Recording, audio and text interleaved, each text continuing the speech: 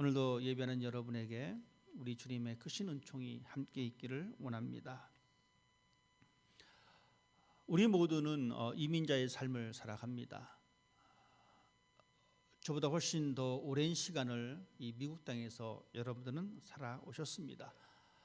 이 땅을 살아오면서 하나님께서 여러분 가정에 허락하신 자녀들을 잘 양육하셨습니다. 우리 대부분은 이민 1세대입니다. 그렇지만 이민 1.5세대, 2세대 아이들은 이 다른 문화 속에서 그런 정체성의 문제로 참 많이 혼란스러운 그 시절을, 그 시간들을 보내는 것을 우리는 알 수가 있습니다. 왜냐하면 두 문화의 차이 속에서 우리 아이들이 자라고 있기 때문에 그렇습니다. 한 가지 예를 들면 그렇습니다. 여러분, 한국적인 식사 예절을 어떻게 보십니까? 밥상에 앉으면 어른이 먼저 숟가락을 들고 식사를 하시면 그 다음에는 우리 자녀들이 밥을 먹습니다. 이것이 이제껏 내려왔던 한국의 전통적인 문화의 모습입니다. 그렇지만 미국은 어떻습니까? 그런 것이 별로 지켜지지 않습니다. 그냥 앉으면 편한 대로 이렇게 밥을 먹습니다. 상하 위계 질서도 그렇습니다. 한국 문화에서는 나이 많은 사람들이 대장입니다.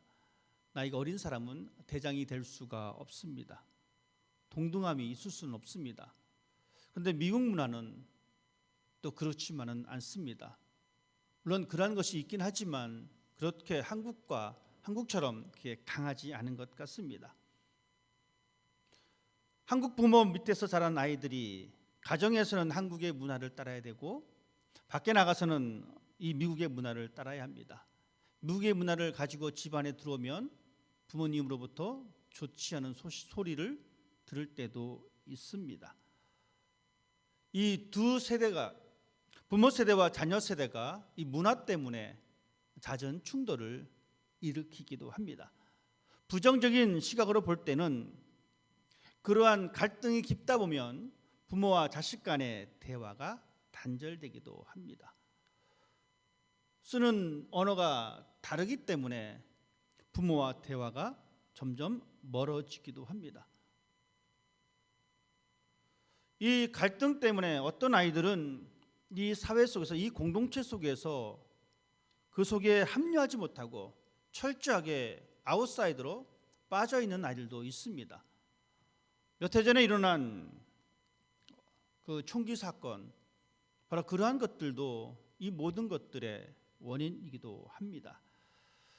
긍정적인 모습은 이 두 문화 속에서 자신의 세상을 넓혀가면서 건강하고 아름답게 살아가는 삶의 모습도 가지고 있는 사람들 또한 있습니다.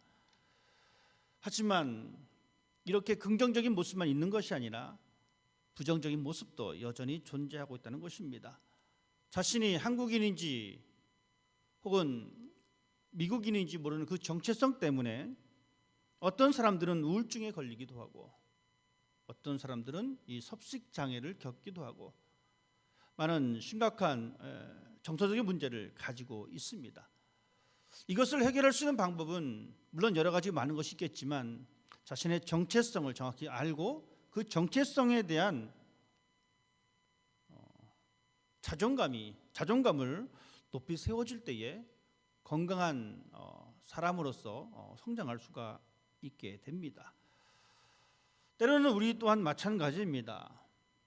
우리 또한 그리스도인으로서의 이 정체성을 온전히 잃어버리게 되어지면 내가 지금 그리스도인인지 아니면 내가 지금 예수랑 상관없는 사람인지 이런 혼란 속에 살아갈 때가 많이 있다는 것입니다. 주일날 교회를 오면 그리스도인 같긴 하고 주중에 세상 사람들, 사회사람을 만나면 그리스도인이 아닌 것 같기도 하고 여기에 속하지도 못하고 저기에 속하지도 못하고 끊임없이 내 안에 생기는 이 갈등 때문에 스스로를 자책하게 되어지고 결국에는 신앙인으로서 하나님과 점점 멀어지는 삶을 살아가게 되어지는 그런 안타까운 모습을 우리가 경험할 수도 있다는 것입니다. 그것을 이해하기 위해서는, 그것을 극복하기 위해서는 내가 누구인가라고 하는 이 문제에 대해서 우리는 자신감을 가지고 살아가는 사람이 되어야 합니다. 제가 이렇게 말씀드리는 이유는 오늘 에베소 교회 사람들이 겪었던 문제이기도 합니다. 에베소 지역은 이스라엘 지역이 아닙니다. 에베소 지역은 이방 지역입니다.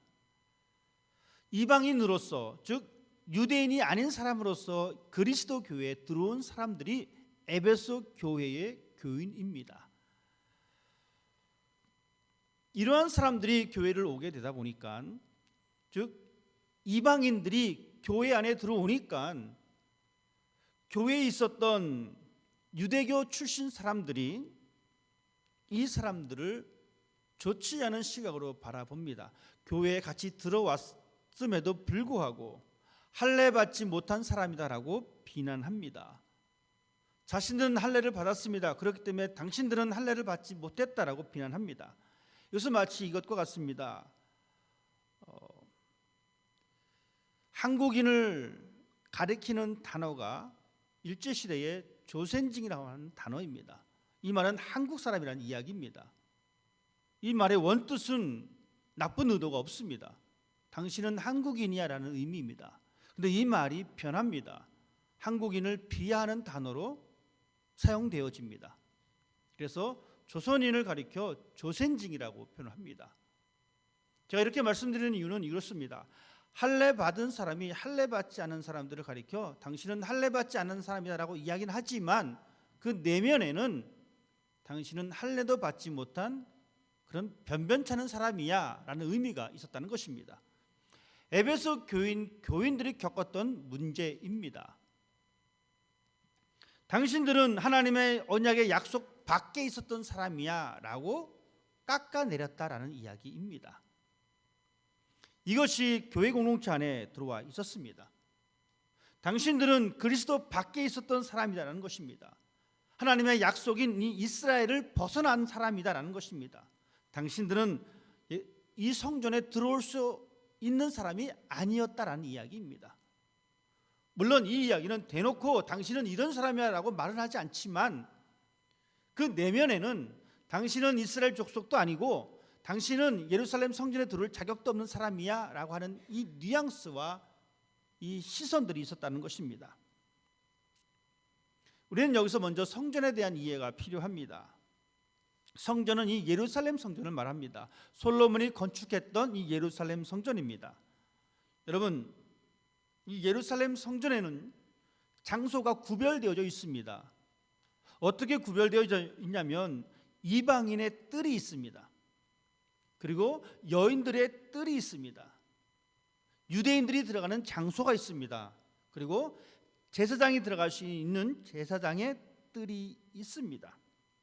그런데 재미있는 것은 이 이방인의 뜰에서 이 여인의 뜰, 유대인의 뜰로 가는 곳에 이 벽이 세워져 있는데 이 벽에는 이런 문구가 쓰여져 있다라고 이야기합니다.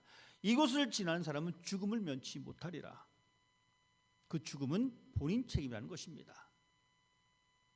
그래서 에베소 교인을 향해서 이 사람들은 이야기합니다. 당신은 예루살렘 성전에 들어올 수 없는 사람이다라고 얘기합니다. 즉 이 경계선을 허물 수 없다라고 이야기합니다. 그런 처지에 있었던 에베소 교인의 모습입니다.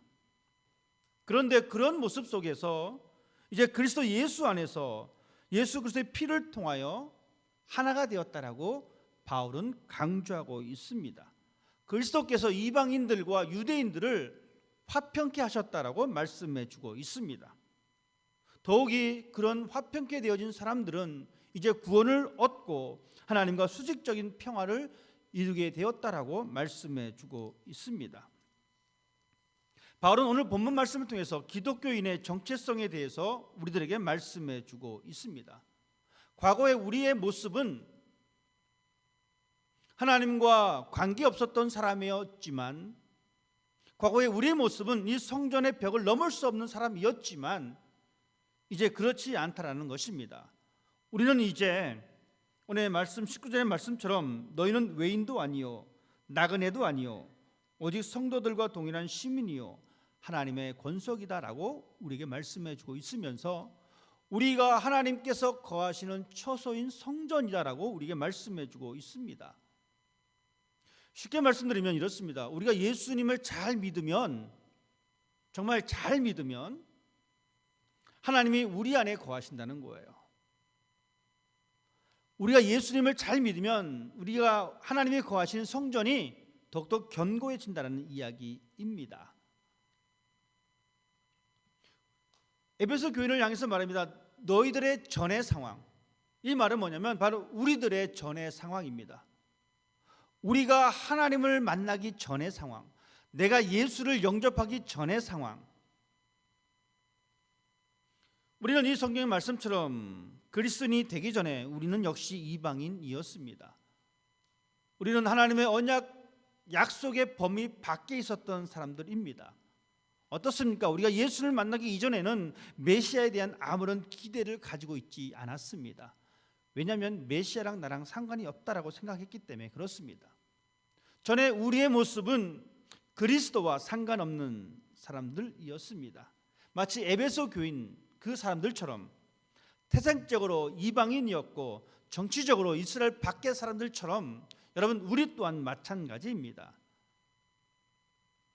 에베소에 거하는 사람들이 하나님의 언약의 약속과 아무런 상관이 없었고 하나님의 백성이 누렸던 이 특권이나 분깃이 없었듯이 우리의 삶도 마찬가지였다라는 이야기입니다. 우리가 그런 사람들이었습니다. 우리가 밖에 있을 때는 이 세상에 대한 소망이 정말 많았습니다. 하지만 참 소망은 없었습니다. 우리는 예수 밖에 있을 때는 세상의 여러 신들을 섬겼습니다. 세상의 권력을 신으로 알고 섬겼습니다. 세상의 물질을 신으로 알고 섬겼습니다. 세상의 명예를 신으로 알고 섬겼습니다. 하지만 참 하나님은 없었습니다. 우리의 삶은 하나님이 없는 삶이었습니다. 이 말은 그 신에게 버림받은 존재였다는 것입니다. 우리가 그랬습니다. 이것이 우리의 과거의 모습입니다. 예수님을 알기 전의 모습입니다. 여러분 이 말씀에 동의하십니까? 우리의 삶이 그랬습니다. 그런데 이제는 어떻게 변했습니까? 바울은 오늘 에베소 말씀을 통해서 우리가 어떻게 변했는지에 대해서 분명히 말씀해 주고 있습니다. 이제 우리는 메시아가 필요한 존재가 되었습니다. 이제 우리는 하나님이 필요한 존재가 되었습니다. 하나님과 화평을 이루는 존재가 되었고 하나님께 가까이 나아갈 수 있는 사람이 되었습니다. 이제는 세상의 신이 아니라 참 하나님 앞에 나가는 사람이 되었습니다. 예수님께서 그 일을 감당하기 위해서 막힌 담을 허물어 주셨습니다. 예수님께서 친히 자신의 몸으로 유대인과 이방인 사이에 담을 헐어버렸습니다. 예수님께서 친히 십자가에 죽으심으로 율법을 폐기하시고 우리로 하여금 하나님 앞으로 나아갈 수 있는 그러한 은혜를 우리에게 주셨습니다. 이것이 바로 하나님께서 우리에게 주신 놀라운 사건입니다. 예수님은 우리의 화평이 되어 주셨습니다. 미가 선지자는 우리들에게 말씀해 주고 있기를 예수님에 대해서 설명하고 있는 표현입니다. 이 사람은 우리의 평강이 될 것이다. 이 말씀대로 예수 그리스도로 인하여 우리는 서로 이 평화를 이루는 사람이 되었고 하나님과 평강을 이루는 사람이 되었습니다. 그런데 우리는 이 두 가지 이 상황 속에서 항상 갈등하고 있습니다. 예수 그리스도를 믿고 구원을 받고 하나님께 예배드리지만 어느 순간 우리의 모습은 그때의 모습으로 되돌아가고 있습니다. 하나님의 약속과 동떨어진 삶을 살아갑니다. 하나님이 참 하나님이 아닌 것을 우리는 깨닫지 못하고 여전히 세상의 신이 참 신인 것으로 생각하고 살아갈 때가 있습니다. 지금 우리의 모습이 그런 모습을 간직할 때도 있습니다. 그러다 보니 하나님께 나와서 매달리기보다는 세상의 것에 더욱더 매달립니다. 하나님에 대한 소망을 갖기보다는 세상에 대한 소망을 품고 그 소망을 쫓아갑니다. 그러나 여러분 분명히 기억하십시다. 오늘 사도 바울은 우리들에게 이렇게 말씀해 주고 있습니다. 이제는, 그때는 그랬지만 이제는 우리가 예수 안에서 그리스도의 피로 인하여 하나님의 약속의 자녀가 되었다라고 우리에게 말씀해 주고 있습니다. 19절 말씀에 기록되어 있는 것 같이 너희는 외인도 아니요 나그네도 아니요 오직 성도들과 동일한 시민이요 하나님의 권속이라. 이 말씀은 하나님께서 약속하신 이 언약의 범주에 들어가 있는 사람이라는 것입니다. 이 말씀은 우리가 언제든지 하나님과 가까이 갈 수 있다는 이야기입니다. 이 말씀은 우리가 하나님을 참 하나님으로 믿고 세상의 다른 것을 추구하는 것이 아니라, 세상의 다른 소망을 쫓아가는 것이 아니라 하나님에 대한 소망을 품고 살아갈 수 있다라고 하는 것을 우리가 분명히 말씀해 주고 있습니다. 그러시면서 사도 바울은 이야기하기를 그러한 사람들이 함께 하나님의 성전을 이루어 간다라고 말씀해 주고 있습니다. 즉 이제 우리는 하나님께서 거하시는 그 성전으로서의 삶을 살아간다라고 우리에게 말씀해 주고 있습니다. 보이는 교회가 아니라 보이지 않는 하나님의 성전으로서의 우리의 삶입니다. 그렇기 때문에 이제는 우리가 추구하는 신앙의 방식이 달라야 합니다. 과거에 보이는 성전을 사모했던 사람들은 눈에 보이는 율법을 지켰고 눈에 보이는 제사의 희생을 통하여 하나님께 나아갔지만 이제 우리는 새로운 방식, 새로운 방법으로 하나님께 나아가는 사람이 되어야 합니다. 그것이 무엇이냐면 바로 예수 그리스도의 보혈을 의지하는 것. 이것이 우리의 신앙의 참된 모습이어야 합니다. 우리의 행위로서 우리의 신앙을 드러내는 것이 아니라 내가 예수 그리스도의 보혈을 믿고 그 보혈을 의지하고 나가는 것. 그럴 때 비로소 우리는 하나님의 사람으로서 하나님의 거하시는 성전으로서의 그 삶을 확인하고 그 삶을 살아낼 수가 있습니다. 이 사실을 언제나 기억하는 우리가 되었으면 좋겠습니다. 우리 몸은 하나님이 거하시는 거룩한 처소이다. 하나님이 거하시는 거룩한 마음이라는 것입니다. 그렇기 때문에 우리는 마음을 다하여 하나님 앞에 예배하는 사람이 되어야 합니다. 그렇기 때문에 우리는 마음을 다하여 우리의 삶을 거룩함으로 채워나가는 사람이 되어야 합니다. 이제 우리는 예수 그리스도 안에서 성전이 되었습니다. 예수께서 우리의 머릿돌이 되어 주셨습니다. 우리 모두는 예수 안에서 함께 연결되어져 있는 존재입니다. 이것이 없으면 건물은 쉽게 무너져 버립니다. 예수님이 중심이 아니면 우리의 신앙은 무너질 수밖에 없습니다. 이것은 믿음이 없으면 우리의 신앙을 쉽게 포기할 수밖에 없다는 것입니다. 그렇기 때문에 우리는 이 말씀을 읽어야 할 이유가 바로 여기에 있습니다. 하나님을 알기 위하여, 예수님을 알기 위하여 우리는 말씀과 가까이 하는 삶을 살아야 합니다. 예수 그리스도가 우리의 신앙의 기초가 되어서 예수를 통하여 우리의 성전을 세워나가는 사람이 되어야 합니다. 내 안에 예수님을 끼워 맞추는 것이 아니라 예수님 안에 나를 끼워 맞추는 사람이 되어야 합니다. 예수님을 깎아내리는 것이 아니라 나를 깎아서 이 건물을 세워나가는 사람이 되어야 합니다. 내 기준에 예수님을 맞추는 것이 아니라 예수님의 기준에 내 삶을 맞추는 사람이 되어야 합니다. 그러기 위해서 우리는 이 말씀을 가까이 해야 합니다. 바울은 우리에게 말씀해 주고 있기를 이제는 우리는 하나님이 거하시는 처소가 되었고 이 처소를 만들어가는 이 과정에 있다라고 우리에게 말씀해 주고 있습니다. 성전이 되었다라고 해서 그것이 완성된 것이 아닙니다.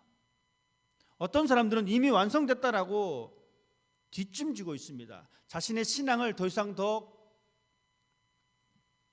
성화의 단계로 나아가지 않고 있습니다. 여러분, 바울이 말한 것을 분명히 기억하십시다. 그의 안에서 건물마다 서로 연결하여 주 안에서 성전이 되어가고 있다고 이야기하고 있습니다. 그리고 너희도 성령 안에서 하나님이 거하실 처소가 되기 위하여 그리스도 예수 안에서 함께 지어져 가느니라. 우리는 이 성전을 더욱더 지어나가는 사람이 되어야 합니다. 그렇기 때문에 아직 소망이 있습니다. 아직 희망이 있습니다. 왜냐하면 더 견고한 성전을 만들어갈 수 있기 때문에 그렇습니다. 조금씩 깎아가면서 더 아름다운 성전으로 만들어갈 수 있기 때문에 그렇습니다. 과거에 만들어 놓은 성전의 모습에 만족해하는 것이 아니라 하루하루의 삶을 살면서 하나님이 거하시는 그 성전을 아름답게 만들어가는 것입니다. 이것이 우리가 이 땅에서 우리에게 주어진 귀한 가업입니다. 이제 여러분들의 신앙의 성전이 예수 그리스도로 인하여 아름답게 만들어 가시길 바랍니다. 예수님이 내 안에 거하신다라고 하는 이 생각을 가지고 내 마음의 집을, 하나님이 거하실 성전을 아름답게 만들어 가십시다. 욕심과 이기심과 더러움이 아닌 기쁨과 감사함과 자기 희생과 사랑의 모습으로 하나님이 거하시는 이 성전을 이제 아름답게 만들어 가십시다. 전에는 우리가 그랬지만 이제는 그래서는 안 됩니다. 그런데 우리는 가끔 가다가 다시 그때로 돌아가기를 원하는 삶을 살아갈 때가 있습니다. 가끔 가다가 그런 실수를 할 때가 있습니다. 그래, 하나님이 소망이 아니라 아무리 기도해도 응답도 없는데 눈에 보이는 세상이 소망이지 라고 하면서 전으로 돌아갈 때가 있다는 것입니다. 우리는 그것을 거부하셔야 합니다. 힘들더라도 우리 자신을 깎아내면서 하나님께서 우리에게 주신 그 십자가를 지면서 좁은 길을 가면서 예수 그리스도의 그 희생의 사랑을 존중히 여기면서 전으로 가는 것을 거부하시고 나는 하나님의 거하시는 성전이고 이 성전이 아름답게 만들어져 가고 있다는 사실을 언제나 기억하시면서 그것으로 향해서 나아가는 사람이 되십시다. 순간순간 그리스도 밖에 있는 삶으로 가고 싶은 그 마음을 억누르시고 세상을 소망으로 삼고자 하는 그 마음을 억누르시고 하나님, 나는 앞으로 하나님 안에 있는 사람이 되기를 원합니다. 나는 여전히 하나님께 소망을 두는 사람이 되기를 원합니다. 나는 여전히 하나님이 나의 주권자이심을 고백하는 사람이 되기를 원합니다. 그런 마음을 가지시고 살아갈 수 있는 여러분이 되시길 바랍니다. 여러분 기억하십시다. 이제 우리는 하나님의 처소입니다. 내 안에 하나님께서 거하시는 성전입니다. 그것을 기억하시고 하루하루의 삶을 하나님께서 거하시는 성전에 합당한 그 삶으로 채워나가서 우리 하나님과 늘 화평을 이루는 여러분의 삶이 되시기를 주님의 이름으로 부탁을 드립니다. 기도하겠습니다.